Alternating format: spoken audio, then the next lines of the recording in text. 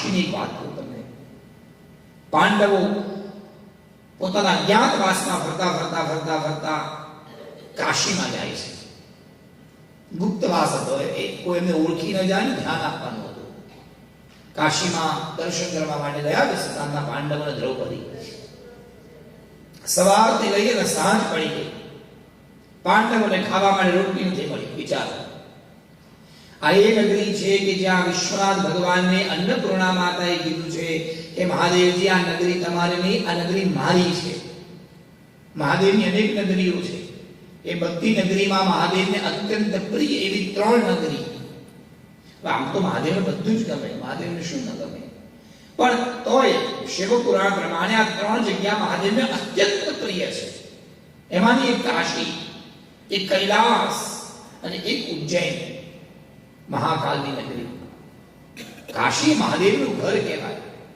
અને તમને બધાને ખબર છે કે સાહેબ બહાર ગમે તેના વાઘ જેવા ફરતા હોય, ઘેર તો વાઘ બકરી ચાત પીતા હોય, બોલો જય શ્રી કૃષ્ણ.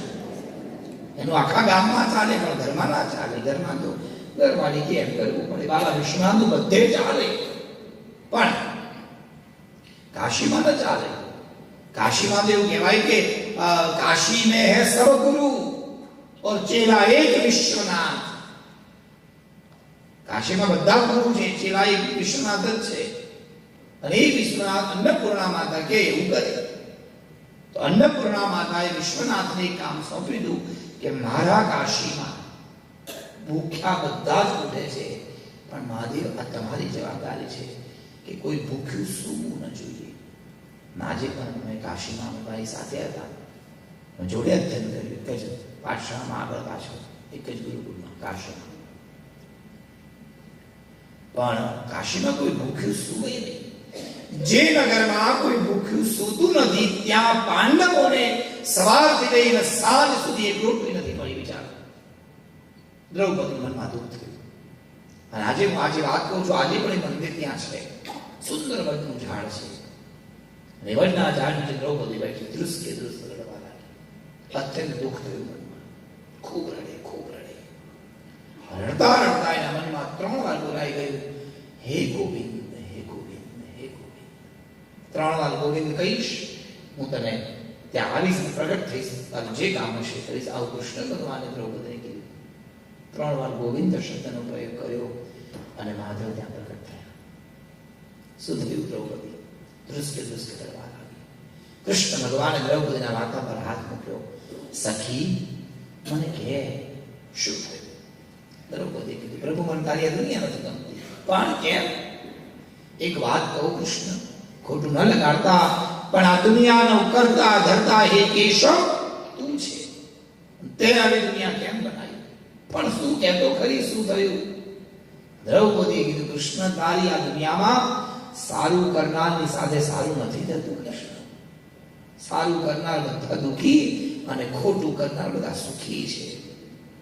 મારા પતિ 5 પલભર માટે, એક ક્ષણ માટે અધર્મનો વિચાર નથી કર્યો. એક ક્ષણ માટે કોઈ કામ ખોટું નથી કર્યું. નથી કોઈને દુભવ્યા, નથી કોઈને દુજવ્યા, નથી કોઈને દુઃખી કર્યા. અને છતાંય જો અમારી દશા તો જો, ધર્મના માર્ગ ઉપર ચાલતા ચાલતા આટલા વર્ષો થઈ ગયા, સવારના ગયા, સાંજ પડી, ભિક્ષા માંગવા, ભીખ માંગવા ગયા, એક રોટલી નથી મળી. આ દશા અમારી ધર્મના માર્ગ ઉપર ચાલતા ચાલતા. અને આ બાજુ દુર્યોધન જુઓ, ગમે તેટલા સારા કામ કર્યા કે ખોટા જે હોય, પણ અત્યારે તો ઇન્દ્રપ્રસ્થની રાજગાદી પર બેસીને રાજ કરે છે. અમારું પણ આમ રાજ્યના હાથમાં છે. પ્રભુ, આવું કેમ? સારું કરનારના દિવસો સારા કૃષ્ણ કેમ નથી હોતા? સારું કરનાર, સત્કર્મ કરનાર કેમ દુઃખી હોય છે? અને પ્રાય આપણે ત્યાં સમાજમાં જોવામાં આવે, વારે મંદિર જતા હોય, બહુ સત્કર્મ કરતા હોય, એની જિંદગીમાં દુઃખ હોય. અને બહુ ખોટું કામ કરતા હોય, જલસા કરતા હોય માણસો. કૃષ્ણ ભગવાને કીધું કે દ્રૌપદી, સૌ વ્યક્તિ પોતાના કર્મનું ફળ ભોગવે છે. અને આખો કર્મનો સિદ્ધાંત કૃષ્ણએ દ્રૌપદીને સમજાવ્યો. જેણે જેવું કર્મ કર્યું હોય દ્રૌપદી, અને એવું ફળ મળે. તમે અત્યારે દુઃખી છો, એ દુઃખ તમારા વર્તમાન સમયના કર્મનું નથી, એ તમારા ભૂતકાળમાં ગયા નહીં, પણ ગયા કેટલાય જન્મોમાં કરેલા એવા કંઈક કર્મ હશે જેનું ફળ અત્યારે તમને મળે છે. તો કનૈયામાંથી નીકળવાનો કોઈ તો રસ્તો હશે ને. કોક એવો રસ્તો બતાવો કે જે કરવાથી દુઃખ દૂર થાય, જે કરવાથી સમય સારો આવે. કૃષ્ણ ભગવાને કીધું ગમે તેટલા કર્મ કરો પણ કર્મનું ફળ ત્યારે મળે ત્યારે મારું નસીબ કામ કરે. ભાગ્ય વગર કશું જ નથી મળતું. એ યાદ રાખવું, ભાગ્ય વગર સંભવ નથી. ભાગ્યોદયમાં હશે તો જ બધું થશે. એક જ કોલેજમાં ભણનારા બે છોકરા, સત્ય અહીંયા આપણા ફૂટપટની વાત છે, એક જ નામ નહીં દઉં, એક જ કોલેજમાં ભણનાર બે છોકરા વર્ષો પહેલા ત્યાં નોઈડામાં ભણતા હતા. એક જ કોલેજમાં બંને જણા એક સાથે અમેરિકા આવ્યા, એક જ પ્લેનમાં, એક જ સાથે. ત્યાં ભાઈબંધ, અહીંયા પણ ભાઈબંધ. આપણે યુટી આર્લિંગ્ટનમાં એ લોકો એડમિશન લીધું ડોક્ટર બનવા માટે. બંનેના મા બાપ સંપન્ન હતા ઇન્ડિયામાં, ઢગલો પૈસા નાખ્યા અને ડોક્ટર બનાવવા માટે, અને ખૂબ મહેનત કરી. બંને હોશિયાર, જબરજસ્ત વિદ્વાન. મહેનત કરી એક જ કોલેજમાં, એક જ ટીચરની જોડે ભણ્યા, એક જ ક્લાસમાં ભણ્યા, એક જ જેટલા વર્ષો ભણ્યા, એક જેવો ખર્ચો કર્યો, સાથે રહ્યા કોલેજમાં, સાથે રહ્યા રૂમમાં. હજી એ છે અહીંયા. અને આજે થોડાક વર્ષો વીત્યા પછી એકની પાસે પોતાના નામે 5 હોસ્પિટલ ચાલે છે. બોલો જય શ્રી કૃષ્ણ. અને એનો બીજો ભાઈબંધ, એક જ કોલેજ, એક જેવું જ્ઞાન, એક જેવી મહેનત, એક જેવો પૈસો, હજી સીવીએસમાં નાનકડી જગ્યાએ કામ કરે છે. there is no money. કેમ એક સક્સેસ થયા અને એક નહીં? કારણ નથી. એક સુરતની વાત તો બોલો જય શ્રી કૃષ્ણ. એક જ દિવસે બે ભાઈઓ મોડેલ કાર બનાયા. એક જ મોડેલમાં 9 વર્ષ સુધી કામ નહીં, 9 વર્ષ સુધી કામ કર્યું. 9 વર્ષ પછી નિયમ આવ્યો ગ્રીન કાર્ડ આપવાનો. બંને જણાનું એપ્લાય થયું. એકની ફાઇલ ફૂટી ગઈ, એકની અટકી ગઈ. એકની પાસે અત્યારે 5 મોડેલ છે અને એક હજી લોન્ડ્રીનું કામ કરે છે. ખૂબ નસીબ કામ કરી જાય, ખૂબ નસીબ. પણ કૃષ્ણ બધી વાત સાચી કાઢી. જેના નસીબ સારા હોય એને સુખ મળે માન્યું, પણ નસીબ ખુલે એવો તો કોઈ ઉપાય આપો.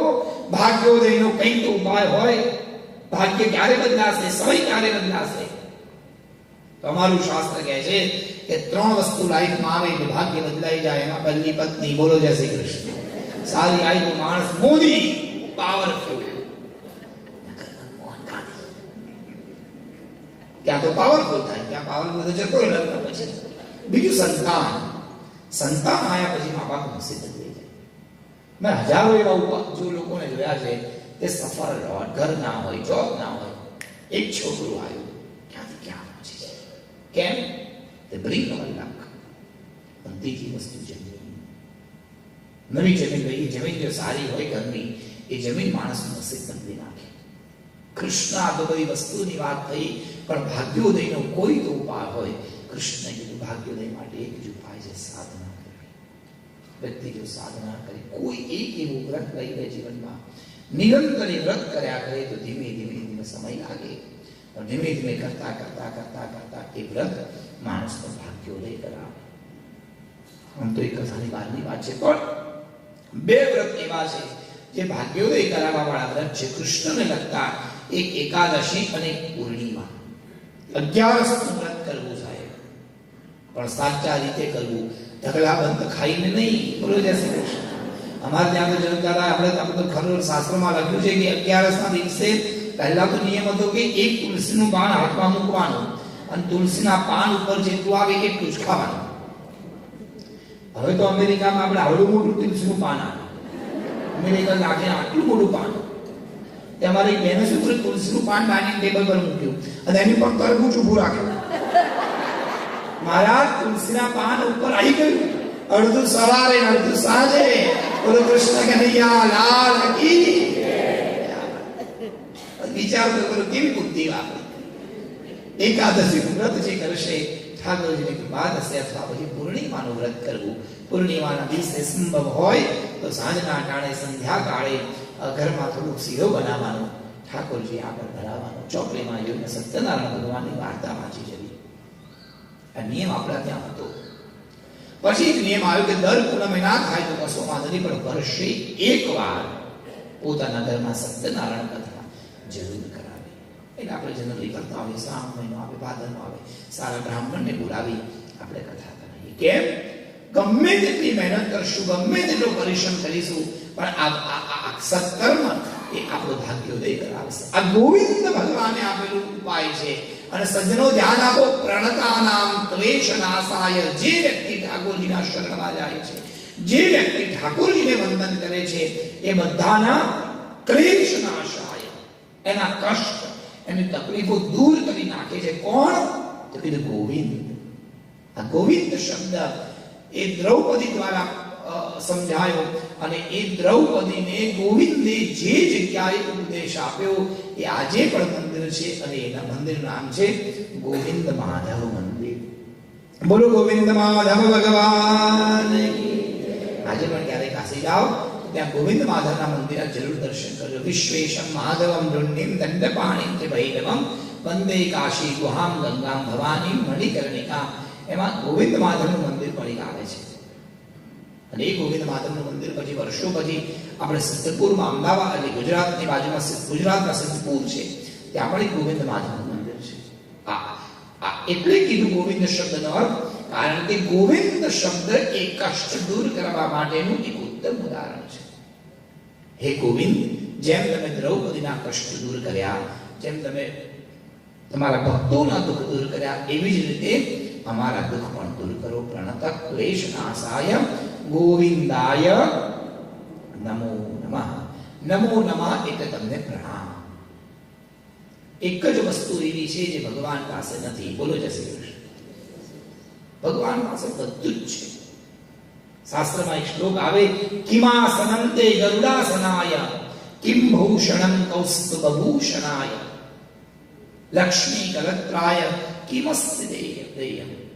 આ દુનિયામાં એવી કોઈ વસ્તુ એવી નથી જે ગોવિંદ પાસે ન હોય. કદાચ આપણે વિચાર કરીએ, આપણે ભગવાનને આસન આપીએ તો ભગવાન તો ગરુડાસન પર બેસે છે. એનાથી વિશેષ આસન કયું હોઈ શકે? કિમ ભૂષણ, કયું ભૂષણ, કયું આભૂષણ આપી શકીએ? તો ભગવાન કૌસ્તુભ મણી કરે છે. એનાથી મોંઘું દુનિયામાં કઈ હોય જ નહીં. એવી કોઈ પણ લક્ષ્મી કલત્રાય. અરે લક્ષ્મી તેની ઘરવાળી હોય, એને ક્યાં કોઈ તકલીફ હોય સોના ચાંદીની અને પૈસાની? લક્ષ્મીજી તેની ઘરવાળી હોય, પછી શું? પણ હા, આ બધું જ હોવા છતાં પણ એક વસ્તુ ભગવાન પાસે નથી. એ શું? હવે વિચાર કરો, આપણી પાસે બધું જ છે, પણ એક વસ્તુ આપણે આપણી જાતને પ્રણામ ન કરી શકીએ. સાગરને વંદન, સાગર જનકદાદાને પ્રણામ કરી શકે, લોકોના હૃદયમાં વિરાજમાન પ્રભુને પ્રણામ કરી શકે, પણ તમે ક્યારેય કીધું પોતાની જાતને કે થેન્ક યુ, આજે હું તને પ્રણામ કરું છું? આપણે આપણી જાતને શું પ્રણામ કરવાના? બધા પાસે બધું જ હોય, પણ વ્યક્તિ પોતાની જાતને પ્રણામ ન કરે. એવી રીતે ભગવાન પાસે બધું છે, પણ ભગવાનને જો પ્રણામ કોઈના લેવા હોય, એની માટે ભક્ત જોઈએ. ભક્ત જ ભગવાનને પ્રણામ કરી શકે.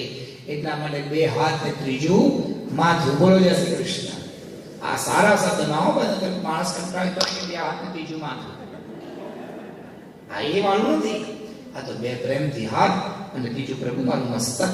એટલે નમો નમઃ, અમે તમને પ્રણામ કરીએ છીએ. હે કૃષ્ણ, હે હરિ, હે વસુદેવજીના પુત્ર, આ જગતનું આકર્ષણ કરવા વાળા, મને એટલી ખબર પડે છે કે તમને જે પ્રણામ કરે એ સૌના ક્લેશ પ્રભુ તમે દૂર કરો છો. એટલે અમે તમને નમસ્કાર કરીએ છીએ. ભગવાન તમે પણ અમારા દુઃખ દૂર કરો. બોલો કૃષ્ણ કનૈયા લાલ.